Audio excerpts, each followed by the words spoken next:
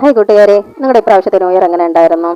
എൻ്റെ new year കൊള്ളായിരുന്നു എന്ന് വെച്ചാൽ അടിപൊളിയായിരുന്നു കേട്ടോ. ഞാൻ ഇന്നേ വരെ ന്യൂ ഇയർ ആഘോഷിച്ചിട്ടില്ല. പക്ഷേ എന്താണെന്നറിയത്തില്ല, എൻ്റെ ചേട്ടൻ പെട്ടെന്ന് ചോദിച്ചാൽ നമുക്ക് ന്യൂ ഇയറിന് രാത്രി വിട്ടാലോ അങ്ങനെ പോയതാണ് കേട്ടോ. പോകുന്ന വഴിക്ക് ഒരു തട്ട് കടയിൽ കയറി അടിപൊളിയായിട്ട് ബ്രോട്ടയും ബീഫും കഴിച്ചു കേട്ടോ.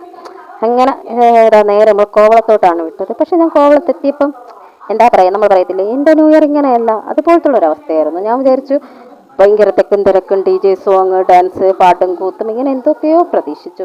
പക്ഷെ അങ്ങനെ ഒന്നുമില്ലായിരുന്നു. ഇത് ആ ലൈറ്റ് സെറ്റിംഗ് കണ്ടില്ലേ, അവിടെ മാത്രം എന്തോ ഡി ജെ സോങ് കേട്ട് പരിപാടിയും അവതരണവും അങ്ങനെ എന്തൊക്കെയോ അവിടെ നടക്കുന്നുണ്ട്. പക്ഷേ നമുക്കൊന്നും അങ്ങോട്ട് കയറാനുള്ള വോയിസ് ഇല്ല.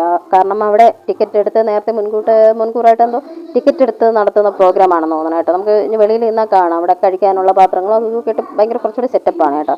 പക്ഷേ എൻ്റെ അടുത്ത് പോകാൻ പറ്റില്ല, ദൂരെ നിന്ന് ഒന്ന് കാണാൻ പറ്റി, അത്ര തന്നെ. എന്തായാലും അങ്ങനെയെങ്കിലും കാണാൻ പറ്റിയല്ല. അപ്പോഴാണ് ഞാൻ എൻ്റെ ചേട്ടൻ്റെ അടുത്ത് പറഞ്ഞു, എനിക്കൊരു മാലയും ഒരു മോതിരവും വാങ്ങിച്ചു തരുമെന്ന് ചോദിച്ചു. നമുക്ക് നോക്കാമെന്തോ അങ്ങ് ഒരു കടയുണ്ടെന്ന് തോന്നണം, പോവാമെന്നും പറഞ്ഞ് നടക്കുകയാണ് കേട്ടോ.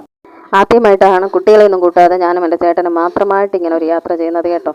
അതിൻ്റേതായിട്ടുള്ള ഒരു ഭയങ്കര സന്തോഷം എനിക്കുണ്ട് കേട്ടോ. വല്ലപ്പോഴും ചേട്ടനുമായിട്ട് ഒറ്റയ്ക്കും പോകണമല്ലോ, അതും കുറേ നാളത്തെ ആഗ്രഹമായിരുന്നു. നൈറ്റ് ഇങ്ങനെ പോകണമെന്നുള്ളതും കുറേ നാളത്തെ ആഗ്രഹമായിരുന്നു. എനിക്കും എൻ്റെ ചേട്ടന് മാത്രമായിട്ട് പോകണം എന്നുള്ളതും ഒരാഗ്രഹമായിരുന്നു. എന്തായാലും രണ്ടും നടന്നു. എങ്ങനെ നമ്മൾ തിര എണ്ണി എണ്ണി എണ്ണി നടക്കുകയാണ്. ഈ കടയിലുണ്ടെന്ന് പറഞ്ഞാണ് എൻ്റെ ചേട്ടൻ എന്നെ വിളിച്ചുകൊണ്ട് വന്നത്. പക്ഷേ ഇവിടെ എത്തിയപ്പോഴാണ് മനസ്സിലായത് അതൊരു ഐസ്ക്രീം പാർലറായിരുന്നു എന്ന്. മൂട് പോയി ഇനി പറഞ്ഞിട്ട് കാര്യമില്ലല്ലോ. ഇനി ഇവിടെ നിന്ന് നമ്മൾ നേരത്തെ നിന്നടുത്തുള്ള ലുക്ക് നോക്കിയാലോ, എങ്ങനെയുണ്ടെന്നറിയാം. പിന്നെ എൻ്റെ ഫോൺ അധികം ക്ലിയർ ഇല്ലാത്തതുകൊണ്ട് നല്ല ഭംഗിക്കത് കിട്ടത്തില്ല. എന്നാലും ഇതാണ് ഞാൻ വിചാരിച്ച പോലെ ആളും തിരക്കും കാര്യങ്ങളൊന്നുമില്ല. ഒരു നോർമൽ ഡേ പോലെയാണ് എനിക്ക് കണ്ടിട്ട് തോന്നിയത്. ഇതിനു മുമ്പ് ഞാൻ വന്നിട്ടുണ്ടായിരുന്നു, അപ്പോഴും ഇതേ തിരക്കുകൾ തന്നെയാണ്. അതിൻ്റെ ഇടയ്ക്ക് തിരിഞ്ഞപ്പോഴാണ് ഈ മാലകൾ കണ്ടത്. ഇനി ഈ മാലയുടെ കാര്യമാണോ എൻ്റെ ചേട്ടൻ ഉദ്ദേശിച്ചതെന്ന് അറിഞ്ഞൂടാ. പക്ഷേ ഞാൻ ഇങ്ങനത്തെ മാലയേ അല്ല ഉദ്ദേശിച്ചത്. പക്ഷേ അടിപൊളിയായിരുന്നു കേട്ടോ. പക്ഷേ ഇവിടെ നിന്നൊന്നും വാങ്ങിക്കാൻ പറ്റത്തില്ല, ഭയങ്കര വിലയാണ് കേട്ടോ. ഞാൻ വെട്ടേടെ പള്ളിയിൽ നിന്ന് വാങ്ങിക്കാമെന്നാണ് വിചാരിച്ചത്. അവിടെ 50 രൂപയ്ക്കൊക്കെ നല്ല ചീനും മോതിരമൊക്കെ കിട്ടും. അത് കഴിഞ്ഞിട്ട് കണ്ടില്ല, ഞങ്ങൾ നല്ല ചൂട് കടലയും വാങ്ങിച്ചു. അതിൻ്റെ മുകളിലത്തെ റോഡിൽ കൂടി അങ്ങനെ നടക്കുകയായിരുന്നു. ഈ റോഡിൽ കയറിയപ്പോഴേ മനസ്സിലായി ഇനി എൻ്റെ ചേട്ടൻ തിരിച്ചെന്നെ അങ്ങോട്ട് കൊണ്ടുപോകില്ലെന്ന് മനസ്സിലായി. എന്തായാലും ഉള്ള ചാൻസ് കളയണ്ട. നമ്മൾ ആ DJ പാർട്ടി നടന്നെന്ന് പറഞ്ഞില്ലേ, അവിടെയാണ് ഇത് ഞങ്ങൾ മുകളിൽ റോഡ് നിന്ന് എടുത്തതാണ് കേട്ടോ. ഞങ്ങൾ ഈ താഴെ വശത്തിൽ നിന്നാണ് നേരത്തെ വീഡിയോ എടുത്തത്, കണ്ടല്ലേ, ഇത് റോഡാണ്. അവിടെ എന്തൊക്കെ സോങ്ങും കാര്യങ്ങളൊക്കെ കേൾക്കുന്നുണ്ട്. എന്തായാലും നടക്കട്ടെ, കാണാനെങ്കിലും പറ്റിയില്ല. ഇവിടെ നോക്കുമ്പോൾ കുറച്ചുകൂടി കൊള്ളാം അല്ലേ, കുറേ കുട്ടികൾ പോലൊക്കെ മറ്റിരിക്കുന്നു.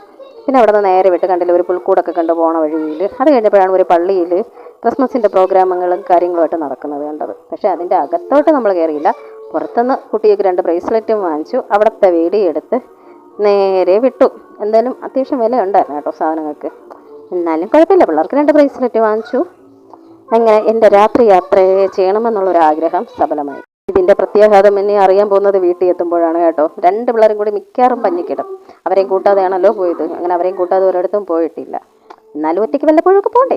എന്തായാലും അടിപൊളി യാത്രയായിരുന്നു. പിന്നെ okay, bye bye, okay, see U.